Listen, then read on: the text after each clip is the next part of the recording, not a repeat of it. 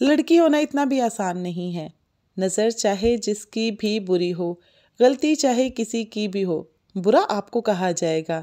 अगर किसी से बात नहीं की जाए, चुपचाप रहा जाए, तो पता है लोग क्या कहते हैं? देखो तो अकड़ ज़रा इसकी, है क्या इसमें ऐसा जो अकड़ रही है? अगर सबसे बात कर ली जाए तो पता है क्या सुनने को मिलता है? अरे किस बंदी की बात कर रहे हो? पागल है वो तो, शोखी सी, हर किसी से फ्रैंक है। अगर कोई लड़की फैशन करती है तो उसको कहा जाता है कौन सा यार है तेरा जो इतनी सजती है, आखिर दिखाती किसको है ये? माँ इसकी कुछ नहीं समझाती है। अगर कोई लड़की सिंपल रहती है तो कहा जाता है इसकी तो शक्ल देखने के काबिल नहीं है। अरे कौन लेगा तुझे, कुछ खाया पिया कर। कोई सोशल मीडिया यूज़ करती है तो अरे कितनों के साथ चक्कर होगा इसका। इंस्टा चलाती है, पता नहीं कितने यार होंगे। अगर किसी लड़की को जॉब में इंटरेस्ट है तो देखो तो इसे घर से बाहर रहने का ही शौक है बस। इसके बाप में तो हया ही नहीं है लगता। अगर कोई उदास रहती है तो समझा जाता है कि ज़रूर इश्क में धोखा मिला है। कोई रोती है तो उसे अपने यार से नाराज़ होगी तभी आंसू बहा रही है। अरे किसी को तो जीने दो यार, क्या पता कोई पहले ही ज़िंदगी से कितना तंग हो। क्यों मौत से पहले किसी की ज़िंदगी को जहन्नम बना रहे हो तुम लोग? शायद सबके नज़दीक अच्छी लड़कियां वही होती हैं जो पैदा होते ही मर जाती हैं। अस्सलाम वालेकुम, welcome back to my channel. कैसे हैं आप सब? उम्मीद करती हूँ खैरियत से होंगे, जहाँ होंगे हिफ्ज़ मान के साथ होंगे। मैं भी अल्लाह का शुक्र है बिल्कुल ठीक हूँ आपकी दुआ से। तो आज है जी 2023 का लास्ट डे। ज़िंदगी का एक और साल ख़त्म हुआ, एक और बाप कम हुआ। 2023 जब स्टार्ट हुआ था ना, तब बहुत से ख्वाब देखे थे कि इस साल ये काम भी करना है, अपनी ये ख्वाहिश भी पूरी करूंगी, इंशाल्लाह ये भी करूंगी, वो भी करूंगी। सबसे होश संभाला है ना, जब भी नया साल शुरू होता है मैं बहुत सी प्लानिंग्स करती हूँ। लेकिन सियाने कहते हैं जी अल्लाह और बंदे की मर्जी एक नहीं होती है। बिल्कुल सही कहते हैं। इंसान बहुत कुछ सोचता है लेकिन वही होता है जो अल्लाह ताला ने उसके लिए मुकर्रर किया होता है, जिस पर अल्लाह ताला की ज़ात राजी होती है। और बेशक हमें अल्लाह पाक की रजा पर राजी भी रहना चाहिए, लेकिन इंसान है ना, प्लानिंग करना फिर भी नहीं छोड़ते हैं। तो खैर जी 2023 जब स्टार्ट हुआ था ना, तो मैंने अपने साथ बहुत से प्रोमिसेस किए थे कि इस साल मैंने बहुत मेहनत करनी है, इतनी मेहनत करनी है, इतनी मेहनत करनी है ना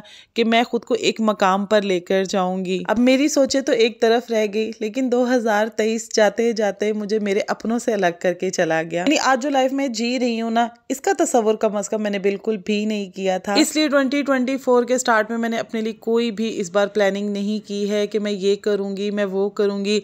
इस बार मैंने खुद को अल्लाह ताला के हवाले कर दिया है।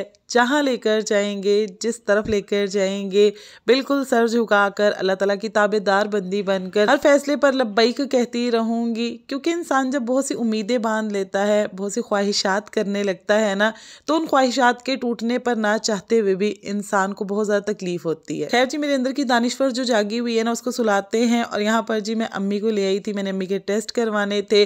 टेस्ट करवाने के बाद मुझे कह रही थी कि मेरी कुछ मेडिसिन है, मुझे वो ले दो, तो उन्हें सर्वेट पर ले आई थी। यहाँ पर अम्मी जो मेडिसिन के नाम बता रही थी ना, मेडिकल स्टोर वाला भी परेशान हो गया था कि कौन सी मेडिसिन हैं जो आंटी ने इजाद की हुई हैं और वो खा रही हैं। मतलब घर से निकलते हुए उन्होंने प्रिस्क्रिप्शन नहीं लिया, लेकिन वहां जाकर इनको याद आ गया कि मेडिसिन खत्म है। अब बाई चांस मुझे भी किसी मेडिसिन का नाम याद नहीं था। अम्मी जिस तरह से नाम बता रही थी, उनकी शेप्स बता रही थी ना, तो खुद मेडिकल स्टोर वाला भी अम्मी पे हंस रहा था। कहता आंटी आप यूं कीजिएगा, आप व्हाट्सएप नंबर ले जाइए, आपकी जो भी मेडिसिन होंगी ना वो आप मुझे पिक्चर लेकर भेज दें, मैं आपके घर डिलीवर करवा देता हूँ, लेकिन मैं आपको ऐसे मेडिसिन नहीं दूंगा। और अम्मी वहीं पर अड़कर खड़ी हुई थी कि नहीं, मैंने मेडिसिन लेकर जानी है, मुझे रात को तकलीफ होती है, अगर मैं नहीं लेकर जाऊंगी तो फिर मैं पूरी रात जागती रहूंगी। खैर जी, व्हाट्सएप वाली ऑप्शन उन्हें समझ में आ गई, तो यहाँ से हम लोग आ गए थे अल्फते पर। मैंने कुछ ग्रोसरी लेनी थी, लेकिन ग्रोसरी लेने से पहले क्रॉकरी सेक्शन का अगर मैं चक्कर ना लगाऊं ना, तो मुझे ग्रोसरी नजर आना भी बंद हो जाती है। मतलब इंसान को कोई इंसान पसंद होता है, कोई खाने पीने की चीज पसंद होती है, कोई कपड़े जूते पसंद होते हैं, जो देखना उन्हें बहुत ज्यादा पसंद होता है, लेकिन मेरी चॉइस टिंडे पांडे हैं। खैर जी, यहाँ का एक चक्कर लगाकर ना मेरे दिल को सुकून मिल गया था, तो फिर अब मैं ग्रोसरी सेक्शन में जा रही थी। अब बाकी ग्रोसरी तो घर के करीब वाले स्टोर से हो जाती है, लेकिन जो चोकर का आटा होता है, डायबिटीज के पेशेंट्स के लिए होता है ना, वो घर के पास से मिल तो जाता है, चक्की से भी मिल जाता है, लेकिन उसमें अक्सर रेत होती है, इसलिए वो हम हमेशा अल्फते से लेने के लिए आते हैं। अच्छा, मुझे बहुत ज्यादा हैरत होती है, अक्सर व्लॉगर्स जो होती हैं वो जब भी किसी डिपार्टमेंटल स्टोर पर जाती है ना, वहां जाकर शॉपिंग करते हुए वीडियो बनाती हैं,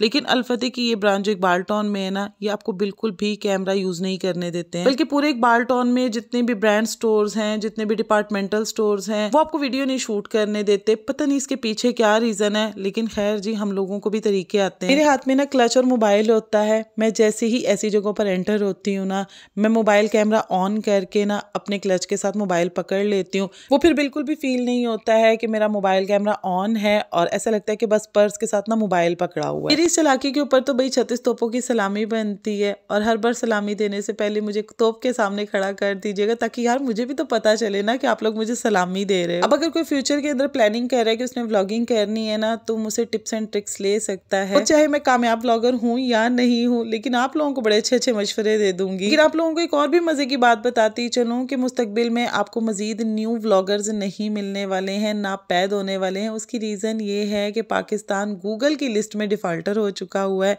तकरीबन $2.5 मिलियन हैं जो पाकिस्तान ने गूगल के पे करने थे, जिसकी वजह से गूगल ने पाकिस्तान को बैन कर दिया हुआ है। यानी कि अब यहाँ से गूगल के अकाउंट्स नहीं बनाए जा सकते। सिर्फ आप लोग मोबाइल से बना सकते हो, लेकिन उस आईडी को आप वेरीफाई नहीं करवा सकते हो। सिर्फ वो आईडीज वेरीफाई होंगी जिस पर कोई वेबसाइट आप लगाते हैं, यानी जिन्होंने सिर्फ बिजनेस करना है उनको ही जीमेल अकाउंट्स मिला करेंगे वेबसाइट की शर्त के साथ। और अगर कोई प्रॉक्सी लगाकर अपनी जीमेल बनाने की कोशिश करेगा तो वो आपसे जो मोबाइल नंबर मांगेगा, अगर वो नंबर पाकिस्तान का होगा तो भी आपकी आईडी वेरीफाई नहीं होगी। चाहे फिर आपने अपनी प्रॉक्सी लंदन की लगाई हो, अमेरिका की लगाई हो, यूएई की लगाई हो, कनाडा की लगाई हो, आपको नंबर भी उसी ही कंट्री का देना पड़ेगा। इसलिए पाकिस्तानियों की ये जुगाड़ भी नहीं चल सकती। मुस्तकबिल में यूट्यूब चैनल बनाने वालों, मेरी वीडियो जरा दिल पे हाथ रख कर देखिएगा। और जैसे ही मैं घर पर आई हूँ 2023 के लास्ट डे को स्पेशल बनाने के लिए सुल्तान घर पर आया हुआ था। इतने प्यार से मुझे कह रहा था कि पप्पू मुझे चलकर आइसक्रीम खिला दे। तो यहाँ पर जी हम लोग आइसक्रीम खाने के लिए आए थे।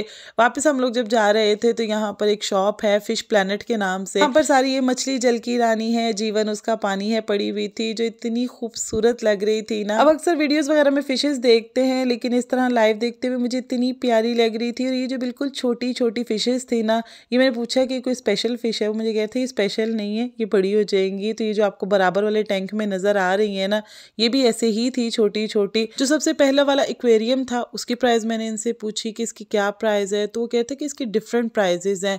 कोई एक्वेरियम 50,000 का है, कोई 40,000 का है, और फिशेस की अलग से प्राइस हैं, छोटी बड़ी हर एक की अलग अलग प्राइस है। तो जैसे आप लोग कहेंगे हम वो भी डाल देंगे उसमें। तो जो सबसे पहला एक्वेरियम मैंने आपको दिखाया उसकी प्राइस उसने मुझे 1 लाख रुपया बताई विदाउट फिशेस। मैंने पूछा कि अगर इसमें हम लोग फिशेस भी लेते हैं तो उनकी क्या प्राइस होगी, तो उन्होंने कहा था कि अगर आप फिशेस के साथ ये एक्वेरियम लेती हैं तो ये आपको तकरीबन 150K का मिलेगा, यानी 1.5 लाख रुपए का। तो भाई अंगूर खट्टे समझ जाए। और यहाँ पर जी हम लोग घर आ गए थे जब, तो सुल्तान साहब कहीं से जो है वो एयरलाइन 10 ले आए थे। मुझे कह रहे थे कि पप्पू मैंने ये चलानी है। अब हमें ये बिल्कुल भी चलानी नहीं आती थी। 2-3 यूट्यूब की मैंने वीडियोस भी देखी, बट समझ ही नहीं आ रहा था। समझ आ गया था लेकिन चलाने का मुझे समझ नहीं आ रहा था। अब मैंने इतनी मोटी हुडी भी पहनी हुई थी, गर्म शॉल भी ली हुई थी, लेकिन जो कि मैं कंबल से निकल के आई थी तो मुझे बहुत ज्यादा सर्दी लग रही थी। तो यहाँ पर जी हमारी 2 लालटेन तो हम लोगों से खराब हो गई थी, वो हमसे चली ही नहीं। जो पेपर था उसको आग लग गई। एक्चुअली ना हवा बहुत ज्यादा चल रही थी और हवा की वजह से आग इधर उधर जा रही थी और फिर ये पेपर जल गया। मैंने सुल्तान से कहा कि सुल्तान ये जो तीसरा वाला है ना, इसको भी ऐसे ही जला लेते हैं, ये हमें नहीं उड़ाने आएंगे। तो भाई आ गए, भाई ने कहा कि मुझे दो, मैं आपको चला कर दिखाता हूँ। अब हम लोगों की ये वाली कोशिश अभी जारी और सारी थी कि बाहर जो है ना वो फायरवर्क स्टार्ट हो गया, यानी कि पूरे 12 बज गए थे।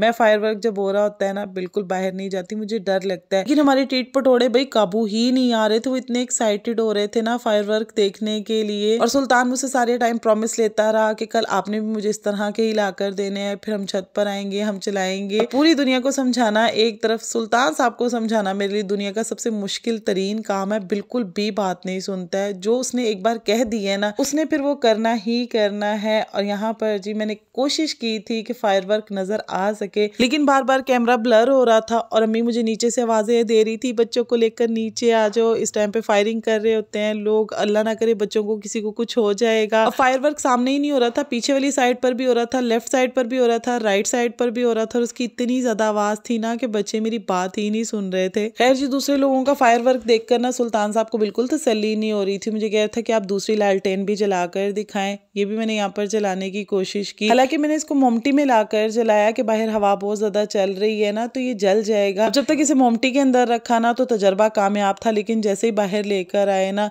तो भाई हवा की वजह से हमारा ये वाला लालटेन भी खराब हो गया। फिर हम लोगों ने दोबारा से लोगों का फायरवर्क देखकर अपने दिल को बहलाने की कोशिश की, लेकिन सुल्तान साहब को नहीं भूल रहा था कि अभी एक बाकी है और हमने वो जलाकर ही रहनी है। लेकिन सुल्तान के अलावा ना बाकी बच्चों ने मेरा बाइकआउट कर दिया कि ये जो लास्ट वाला पीस है नहीं, आपको बिल्कुल नहीं देना है, आपने इसको भी खराब कर देना है। तो खुद ही लगे हुए थे, ट्राई कर रहे थे। फिर नबीहा नीचे गई, अपने पापा को बुला के लेकर आई कि पापा अगर आपको ही जलाना आता है ना तो आप जला दे, फूफो ने तो पहले ही हमारा खराब कर दिया। यानी कि मैंने कभी मनाई नहीं है इस तरह से न्यू ईयर नाइट, लेकिन इस बार बच्चे मुझे छत पर लेकर पहुंचे हुए थे तो अनाड़ियों ने यही कुछ ही करना था। तो खैर जी, लास्ट वाला जो हमारा लालटेन था वो इस तरह से जला और हवा में जा रहा था, जो मुझे बहुत ज़्यादा अच्छा लग रहा था। तो अल्लाह ताला से दुआ है, अल्लाह ताला ये साल सभी के लिए खुशियों भरा रखे, जिसकी जो भी दुआ अल्लाह पाक पूरी फरमाए, और अल्लाह ताला मेरे लिए भी इस साल में आसानियाँ फरमाए, आमीन सुम्मा आमीन। तो वीडियो अच्छी लगी हो तो वीडियो को लाइक कर दीजिएगा, चैनल को सब्सक्राइब नहीं किया तो चैनल को भी सब्सक्राइब कर दीजिएगा। मिलती हूँ आप लोगों से नेक्स्ट वीडियो में, अपना ख्याल रखिएगा, अल्लाह हाफिज़।